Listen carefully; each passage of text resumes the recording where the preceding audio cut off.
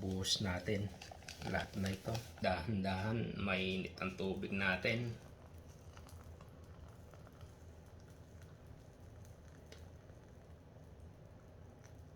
Yaman ng mga soy.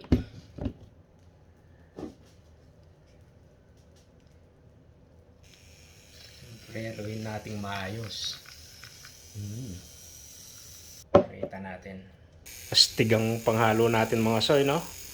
Ayan, no? Para mas lalong sumarap ang ating kape. Oh, nako. Sumusobra. Aapaw pa yata yung kape. Oh, ba naman santing na mga soy. Mimyalungan niya yung soy. Oh, pinaglaruan ng kape. Paano ba pahintuin to? Ayun.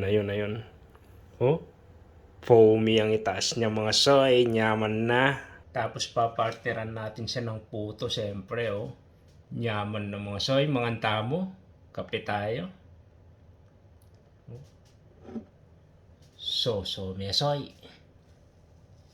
Oh.